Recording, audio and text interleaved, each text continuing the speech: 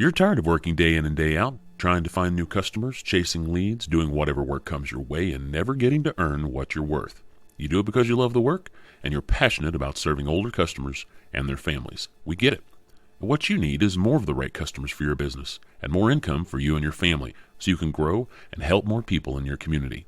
Well, you're in the right place, because this is Booming Your Bottom Line. Hi, this is Mark Hager, and you're listening to Booming Your Bottom Line. Today we're bringing you a brand new owner's chat with Karen Sands. Karen is the leading GeroFuturist and thought leader on the longevity economy, positive aging, ageless aging, women, and the future. A visionary leader, change agent, and master coach and mentor, consultant, strategist, motivational speaker, educator, expert trainer, has published 11 books, and she's an all-around trailblazer. Karen capitalizes on tomorrow's trends today, illuminating a new, deeper story around aging, a narrative fostering a lifetime of unlimited meaning, satisfaction, impact, and legacy making, as well as money-making futures that matter. Now, Karen's dual mission is to inspire those 40-plus find their voice and move confidently towards their highest vision, one which supports a new story for our times, and to turn the old story of aging, ageism, on its head, and turning the business of aging inside out. Karen, it is so good to talk with you. Thanks for joining us. Thank you so much. I'm glad to be here. Yeah, it's great to have you. Karen, I know we're all busy. I appreciate you taking the time today. I know we talked a little bit in preparation, just so you understand that our focus today is on giving our listeners at Booming Your Bottom Line some great information about the aging boomer market from your perspective as a thought leader and the insight that you bring to the table. Our show's strictly about helping the small business owner, providing that insight and background so they can be inspired and learn from you while we chat here today. So if you're ready, why don't we just dive right in with my first question, which is, why don't you tell us what a GeroFuturist is, what do you do, and who do you serve? Thank you so much. Well, to describe GeroFuturist, it's really easy to say it's a gerontologist and a futurist merged together, but it's really a bigger story. All of us have those career stories that keep evolving as we grow older. And where I started was as an educator and then as a serial entrepreneur that ended up in corporate America. Who ever thought, right? Not only did I end up in corporate America, I ended up in financial services, which I would never, ever have thought I would end up there. But more importantly, I ended up in the pensions and retirement services end of the business. And at that point, having been an educator, I didn't know what a pension was. I was 30. What is a pension? Is that something conductors get, trained conductors? That really was foreign to me. So I had to dive in. They brought me in as an entrepreneur going in as an intrapreneur. In fact, I was the first intrapreneur ever called that in corporate America way back when. But at that point, I didn't understand, what is this aging thing? Why do we need retirement services? Who are we serving? Blah, blah, blah, blah. So I dove in, and that's where I got trained as a futurist, to look at not only what are the trends and the hottest trends that are coming, but what does it mean for the future? What are the alternative futures we can have? I didn't know a thing about gerontology, and it wasn't until I went through these years of being in corporate America, getting products out, training almost 10,000 advisors and agents on this market, especially the small and medium-sized market, which I'm assuming is primarily your audience as well, right? And so I got a whole nother taste of this. So when I left corporate, I had done everything I put on my bucket list to do in corporate America in a quick 10 years. And I said, okay, now who am I? What do I want to do? What matters to me? I found myself going back for a postmaster's in adult development and aging at Hunter with, of course, Rick Moody, one of the big names in the conscious aging field. And so after that, it was, so how do I combine this? And I realized that the only way, and it took me a lot of years to get here, was that who I was a combination of both, which is the study of aging and adult development throughout the lifespan, as that's how I define gerontology, and the futurist that's looking at, so what are the trends? What's the impact? My wish and hope is that I can train and inspire many, many others of us to become GeroFuturists, because we have to look at that impact. When we look at the longevity economy, the opportunities are enormous, and especially for your audience and mine. Right. Well, that's a great segue into what I was going to ask you next, and that is, people hear a lot about the longevity economy, right? Especially our listeners, because most of them are in this space or looking to get into this space. Mm-hmm. Tell us about what you see or some of the challenges with it, but also some of the opportunities. Well, I think the challenges are why, I should get this up, or why a promo here, why I wrote this book, Gray is the New Green. Mm-hmm. Because corporate America, especially institutions, universities, are not paying attention to the 40-plus market. I prefer 40-plus to 50-plus, by the way, because midlife is really the kind of the foothills of the mountains of growing older. So I prefer that we include that age span. So corporate America is still looking at youth rules. Yeah. And youth rules to some degree, as we're seeing in the Bernie Sanders campaign. But the real marketplace that has the dollars, the power, the experience are those of us 40 plus. Mm-hmm. The problem is that most of the buyers and program people in media, for instance, are all in their 20s and 30s. And this is not something that is of interest to them, which has to change. And my belief is that it has to change, but it has to change because we have to broaden the story, the conversation around aging. As much as I focused on the 40 and do focus on the 40-plus market, my whole philosophy has changed in that I started realizing as I was writing the book that's coming out in September, The Ageless Way. Oops, sorry, something just came up on my screen that shouldn't be there. Hold on. Sorry about that. It's all right. All right. Is that the real story for us around aging? We have to get it straight. It starts, depending on how you view conception, of course, but it starts as soon as you land on the planet. It is a lifelong process. So when you're 20, you have ageism. When you're 90, you have ageism. Can you remember when you were 20 and you were told you're too young? Maybe later on. Or you tried to enter and get jobs when you graduated from college. Now, worse than ever, of course, is no, you don't have enough experience, you're too young. 90, you're too old, you can't possibly doing what you're doing. Mm-hmm. Even now at 72, people go, 72? How could you be 72 and doing what you're doing? Well, of course I'm 72 doing what I'm doing. You know what I'm saying? So the story now has to cover the whole spectrum so that when a 20-year-old or a 30-year-old or a 40-year-old is purchasing media or bringing people into their workforce, they appreciate the value of someone who's older as well as themselves, that we're all in this together. Our values are all the same. Right. Right? And so Absolutely. We have to change that story. But I've had an interesting bunch of experiences, having been in corporate America, especially in financial services. A few years ago, I was called in to present and bring a proposal to an insurance company. And I was shocked because the rate of turnover of female advisors, agents, whichever, is enormous. They can't hold on. They can't attract enough and they can't hold on to them. Mm-hmm. And I brought in this proposal about how to train and re-language, if you would, re-story the conversation they were having both internally to the company and in the field force, especially the field force. It's so important. And, they just weren't able to go there. They wanted to keep the status quo, even as women were walking out the doors. So that's the kind of thinking that has to change. And, now I think it will start to change because there are so many of us. The old adage or rule when we were young as boomers was, if you're over 30, don't trust us, right? Mm-hmm.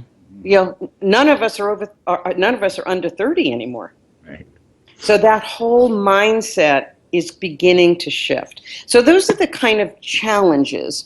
The other challenges are that boomers are not, up until now anyway, we're not particularly interested in talking about aging. In fact, I even watch in my own copy. I'll use growing older. I'll use mature. But Right. aging is not a phrase that boomers like to hear. So all of that has to start shifting. So those are some of the negatives. The positives are this is the most incredible gold mine or silver mine or platinum mine of opportunity for everyone, because anything that we create, innovate, serve to the 50 plus or the 40 plus market is going to affect everybody. Yeah. It's going to be used across generations. Mm-hmm. So the opportunity is enormous. And for young people, unfortunately, wherever I've been, I see a paucity of young people in our field. But interesting, on my LinkedIn account, which I'm very, very careful about who I let in and who I don't, and I let in people in our field, obviously, I'm starting to notice younger people linking in with me, but they're not typically from the States. Yeah. Hmm. A lot. I noticed the same thing. So it's beginning, but it's not yet here. And one of my big missions is I want to get not only boomers who are returning or changing careers, of course, but to the young people. This is a field to get into, because anything that you care about, anything that moves you, can be turned into a product or service to serve this market. Right. You know, it's interesting you say that. I was telling Aaron yesterday that I was contacted by a gentleman who's an instructor in a local school system. I don't know where it's at, but he is putting together a program for high schoolers in conjunction with some local colleges. He's doing an intro program to get kids interested in working with older adults, so he can use that as a gateway to transition them into programs at a college level. Perfect. It was a high school vocational concept around home mods. Yeah. As Right. remodeling as a vocational training. So Fabulous. Yep. And I know, I can't do what I do as an architect if there aren't guys pounding nails and running chop saws. I mean, that's not done by robots. So, there's all ends of the field spectrum that have to come into play to make all this work, because, aging in place doesn't work without transportation. So we need drivers. And, to think that it just has to be CEOs is incorrect, just like thinking one silo solves it is incorrect. Exactly. So, but we also have to change that notion that when we talk about aging, that we're talking only about jobs in terms of bedpan cleaning. Right. And we have a great need, and I have an enormous respect for the people that do those jobs. But that is not the entire field. And I think people, especially young people, tend to think that that's what we're talking about instead of innovation. Right. And Karen, you already answered my next question, so I'm going to replace it with a cute story about the fact that you're talking about the misperception of the 20s, for example. I joined Rotary probably 8 years ago, and well, it must have been more than that. Anyway, I was 30-something, okay? Right. And it was a Saturday morning, and there's a tennis court across the street from my house. And these two high school seniors, probably a boy and a girl, probably combined total body fat of 4%, wearing clothes to prove it, and it's a Saturday morning, and about 12 bike riders go by on the waterfront, and one of the bike riders whistles at the girl. And the girl turns to her, I'm assuming senior boyfriend, and said, "Oh, gross, what was that guy like, 30? And that's when I knew I was old enough to join Rotary. Because apparently I was the creepy old guy at, 34 years old or something. So anyway, it's misconception, but to think that it won't affect anybody at any level in any job or educational training in the next 30 years is incorrect. Well, another thing that I've talked with people about over the years is we're trying to figure out what is going to be done with the boomer generation as they grow older. And I mean, there's just so many of them.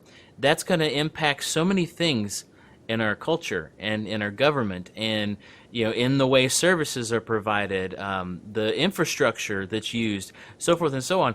So it absolutely is going to affect them, because whatever we do now, those 20-year-olds, those 30-year-olds, they're getting some rendition of what the boomers are going to get. Yep. So it is absolutely everyone's concern. Right. But I think there's another piece of that I want to talk to young people about. I hear that they don't think there's a future. Mm-hmm. This is it, and they're pretty jaded already, unfortunately. Yeah. But the reality is, we're talking about the longevity economy. We're talking about people that are alive today, living till 90, and older, of course. But I heard a stat recently. I can't remember whether it was from a futurist organization or not. But they were saying that somebody today, living today, now I don't know if that's an infant or not, but living today could age till 1,000 years old. What? That's like, stretching my mind a little too sci-fi for me.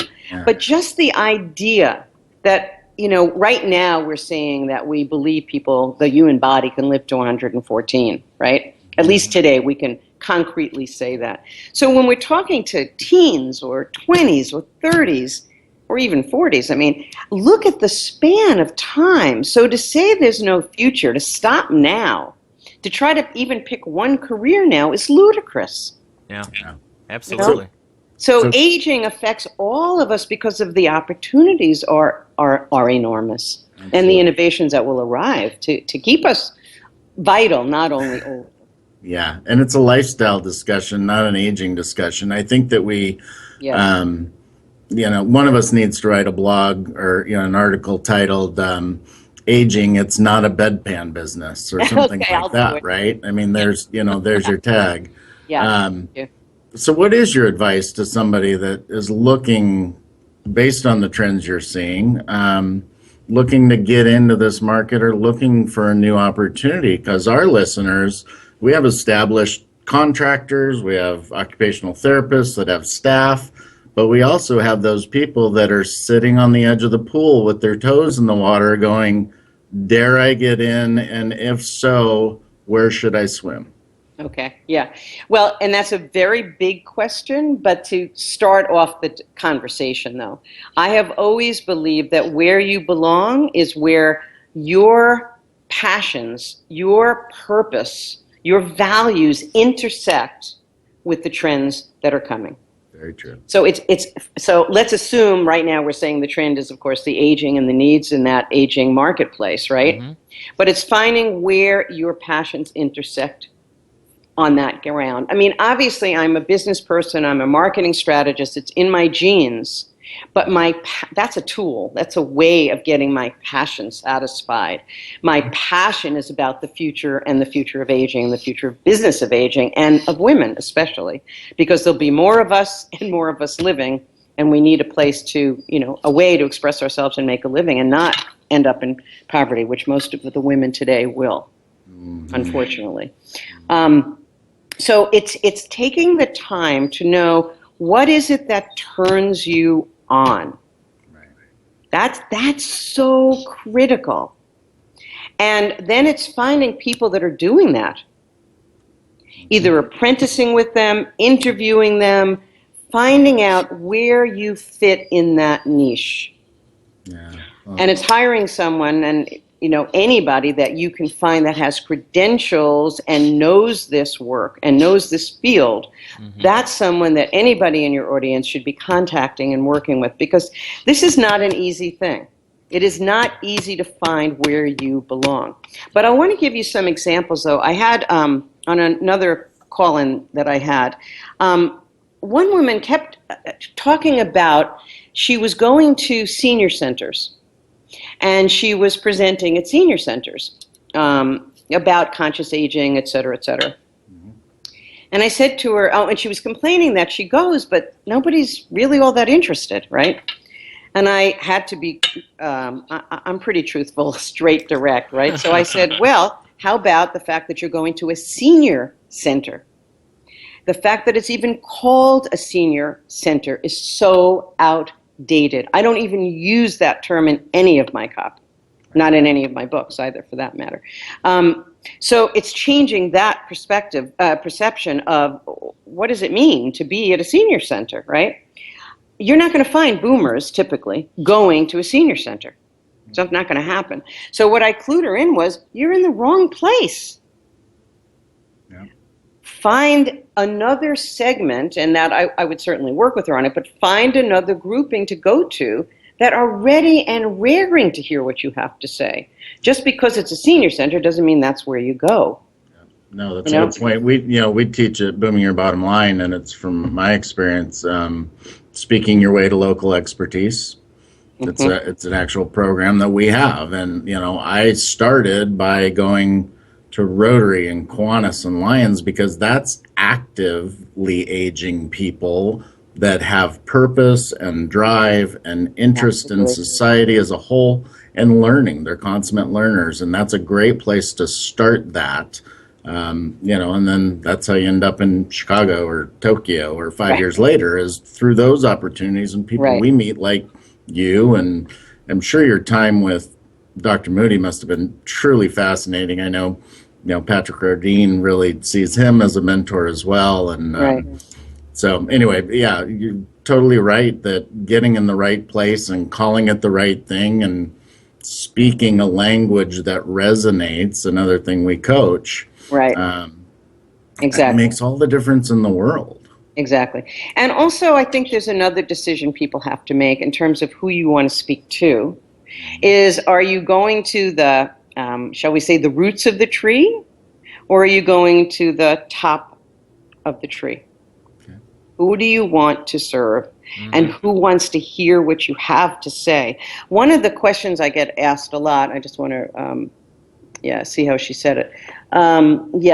What is an effective way to, introduce compensation into the conversation? And I thought, well, the problem is if you're talking to people that cannot afford your services, either package it differently so they can, as in a group format, or go to another segment. And unfortunately, most of us in the field are not business people, and we're not marketers. And we have to become that. I had another great question that this may relate to your audience also. I had a guy who's in financial services, so of course I could relate to him totally. And he said, I see you're all over the internet, which was a nice compliment. I've worked hard to be so-called all over the internet. I'm not exactly all over, but it's nice to be there. And he was very, very concerned. He didn't want to go on the internet full steam ahead. He was afraid of competition, of people stealing from him. And a flash went off in my head that we're back to, and I've been there. I used to feel the same way, like, oh my God, somebody's going to steal from me. They're going to rip me off. What am I going to do? It's competition. And I didn't figure this out myself. I had millennials on my team who straightened me out very quickly, and I resisted. But the reality is we're in the sharing economy. Get with it. Absolutely. So you have to share. And if you don't share, then you're out of the economy is basically what it comes down to. So it's longevity economy plus sharing economy. So that how I resolve that for myself is that I am very clear about the profile of who I want to allow into my tribe online. And for the people that come into my tribe, it's open doors. Right. Outside of that parameter, no. But this is a question for all of us who are in our 40s and our 50s and our 60s and 70s, et cetera, is that if you want to play in this field, then you have to play and share, Oh, you are speaking our language. It's funny. We do a lot of interviews, right? We've talked to a lot of people who, a lot of the people that are in our audience would look at as being experts or, thought leaders in the various industries associated with aging.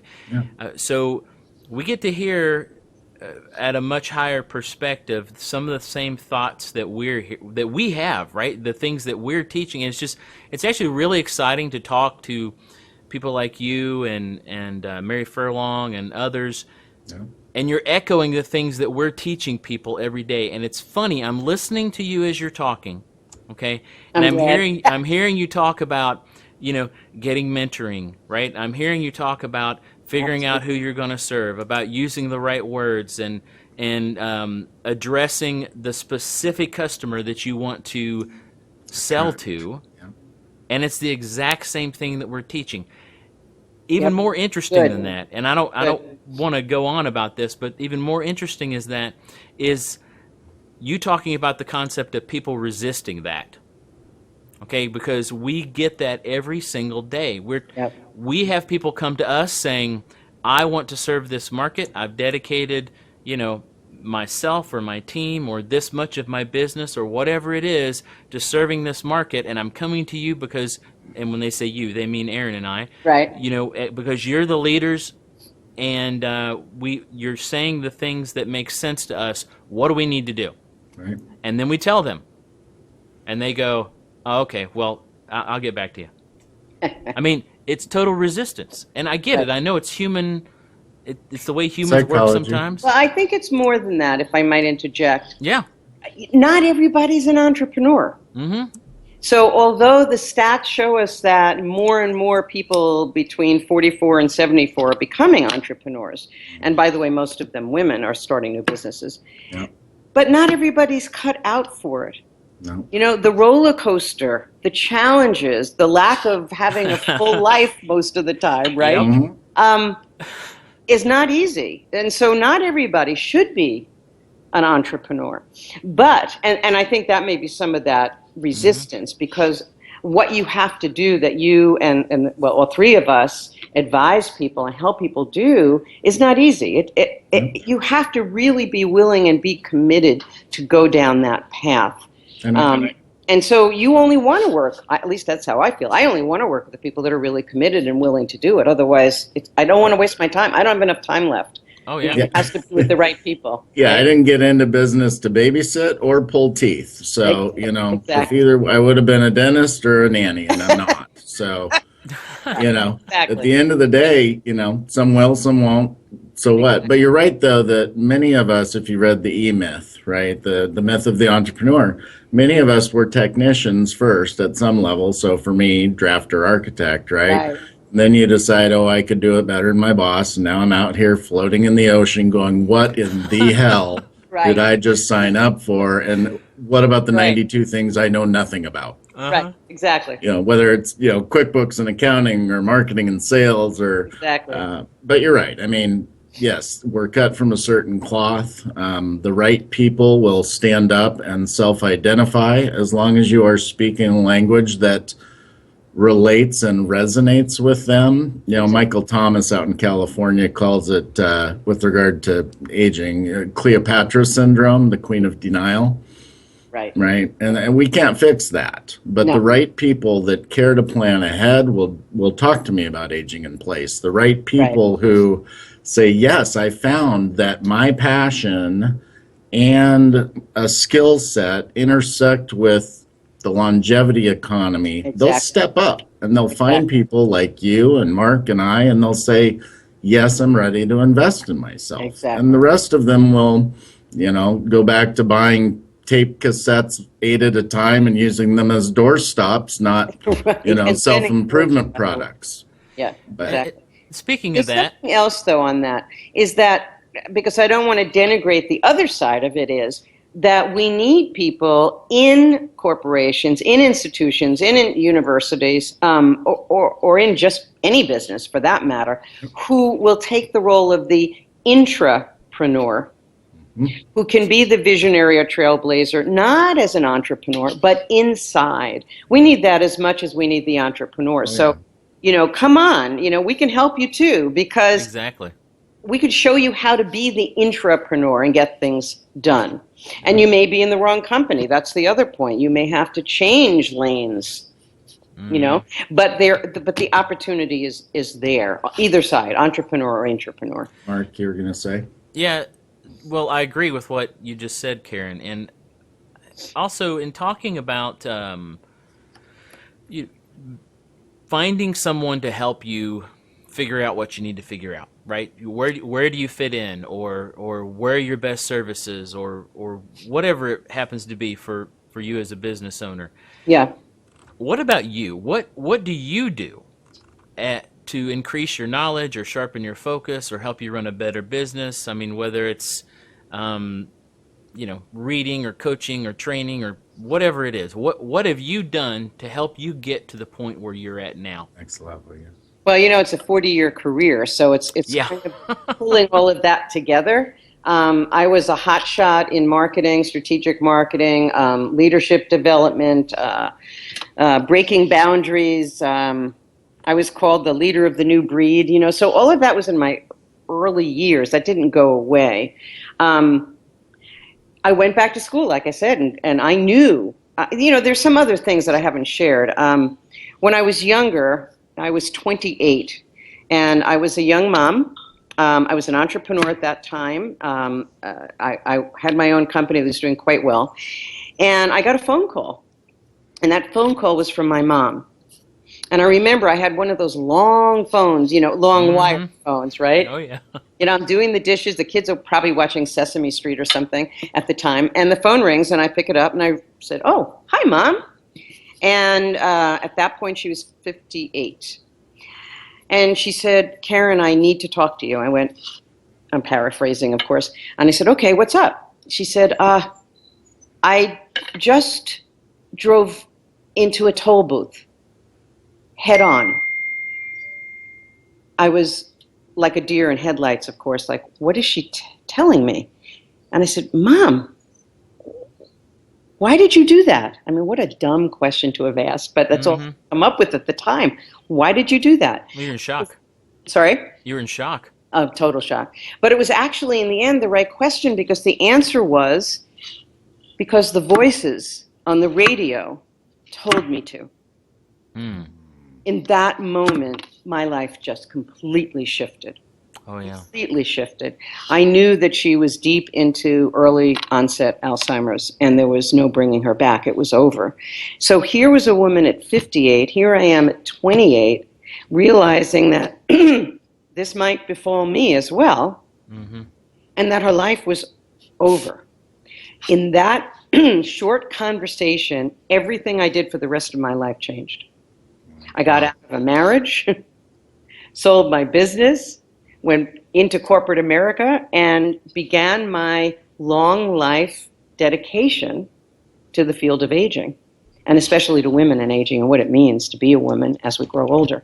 So that was one major event in my life that changed it. All of us have stories like that. I'm not alone in that. But that story is what, if we look back, weaves us through the rest of our life and the choice. And if we really listen, that's why I meant that people really have to pay attention if they're going to make these changes that the three of us support, is you have to go back and find those stories, find those threads, because that will lead you to what your role is. So it was easy then for me to go back and get a postmaster's degree. It was easy for me to keep studying in the field. When you ask me what I did when I was in postgraduate, at that point everything was about, disease and disaster and death and dying. Yeah. It was, aging was not a positive thing. No. And I remember I went up to Rick and said, "Look, I'm leaving. I'm out of this program. It's not for me." And he said, "What would you want to do?" I said, "We have to bring in positive aging, conscious aging." I mean, that's what I called it back then, was conscious aging. And he said, "Okay, I want you to teach a course. Will you teach the first professional course in conscious aging at Brookdale Center on Aging of Hunter?" And of course I did, and it was phenomenal. So, but the point I'm trying to make is you have to show up. Oh, yeah. You have to keep showing up. And I mean, I'm going to do that all the way until I'm not here anymore. I'm going to keep showing up. It's the only way the doors open and opportunities come forward. You have to be willing to show up. Absolutely. So, go ahead. But ongoing, I'm a lifelong learner, and every one of us has to be able to do that. I mean, you taught me about doing Skype yesterday, and I, flustered or whatever it was, and I flustered through it. But I know now that my next step is webinars and podcasts. So I'm constantly showing up and finding out what's current that is going to serve me to do what I came here to do. I do believe this is my destiny. This is my destiny calling. Everything that has happened to me, too many stories to share here. that kept saying, you are on this path. Stop trying to get off the path. This is your path. This is your destiny. Well, speaking of many more stories, we'll get to the books in a second. Yeah, sure. But give us your golden nugget, knowing who this audience is, right? Mm-hmm. Like you said, small to mid-sized companies, they're, OTs or remodelers, or, Mark and I both came out of the aging in place space to do this. So what's the golden nugget to get somebody off the edge of the pool and help them succeed? First, realizing that the pool is so lucrative that if you don't jump in, you're going to get run over. True. Oh, yeah.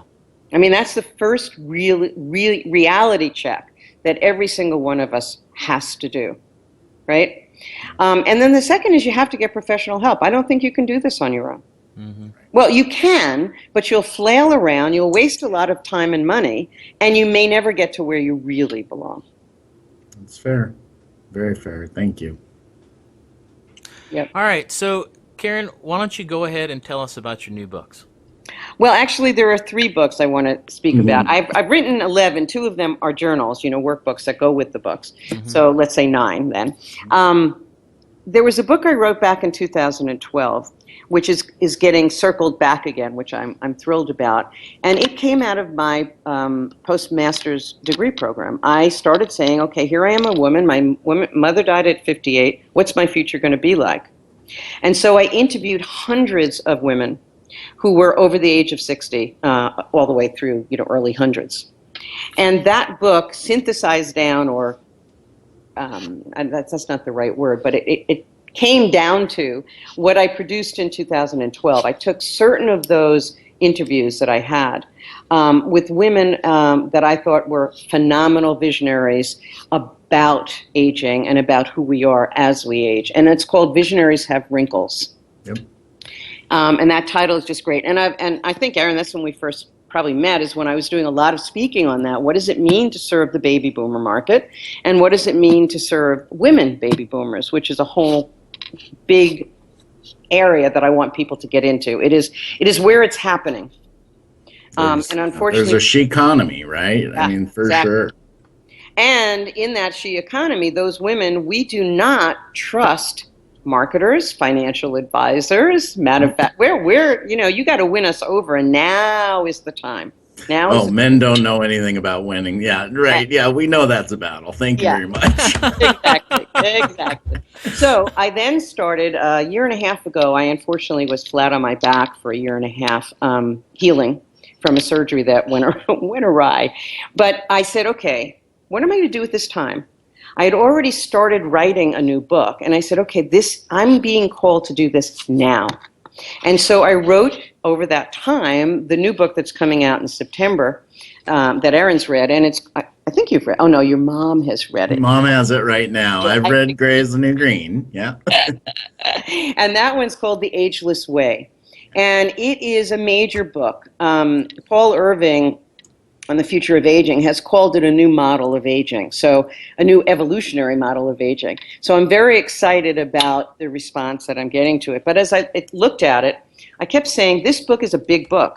It's a reference book to come back to year after year after year, to go back and get the golden nuggets that you need as you move through your life. And I kept saying, I have to break through that barricade that we're talking about, the denial, the not wanting to pay attention to this market. And those people are not going to buy this big book until I get them turned on. So one of the chapters in The Ageless Way is called Gray is the New Green. And I left it in the book, but I took that out and expanded it and brought it into the book that came out in March, which is doing extremely well now, which is this one, The Gray is the New Green. I don't know if you can even see it on there, but... Oh, yeah. Same one that's on my nightstand. Yep. Oh, cool. Because someone just told me they read it on the plane. I said, that's why I did it. It's 121 pages. Anyone can read it on a flight going back and forth, or on the weekend, whatever, because I want to wake people up. And that book does that. It's the why, but it's also some of the how-to. I think out of the work that I'm now moving into, bringing my old life of being a marketer, is I'm going to show people the how-to. And the three of us can do that together. But it's showing the how-to is the next step, right? So it's Visionaries of Wrinkles, Gray's the New Green, and then my life legacy book, not my last, but it is my legacy book, is The Ageless Way, coming out in September. Awesome. Excellent. And then where can we find those as far as websites? I'd love you to go to my site, of course. Yeah. It's KarenSands.com, so it's easy if you know my name. And there will be a store page where you can see all the books, including the ones that will be updated over the next year or so. Or you can go to Amazon if that's your preference. Especially if you're a Prime customer, you should go to Amazon so you don't pay for postage. Pay for shipping. Yeah. See, they want value and a good deal, and they still. I get it. You're speaking it and you're walking it. I love it. I hope so.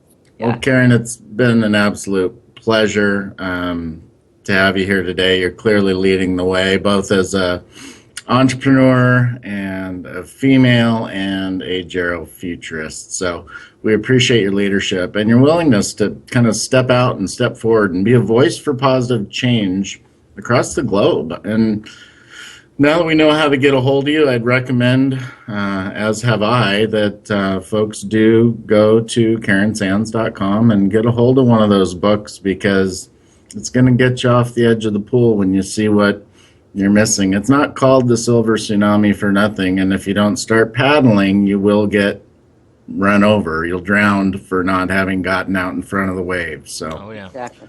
well, everybody, that was awesome, and I appreciate so Karen much. being here, and Mark, as we do every week. We hope that you guys enjoyed hearing from Karen today, and that you're leaving with some things to think about, because you guys are getting something at Booming Your Bottom Line that not many people are getting, and that is solid information from industry thought leaders across the globe. If you've listened to 20 of our podcasts, you'll hear the same names coming around this discussion, because that's the world we're working in. Like Karen said, do you want to talk to the roots, or do you want to view it from the top of the tree? Take it all to heart, mull this over, and then act, okay? Without implementation, knowledge is not much. So thanks for listening, Karen. It's been a blessing and an honor. Yeah, me Until too. next time, be well, be bold, and boom your bottom line. Thank you.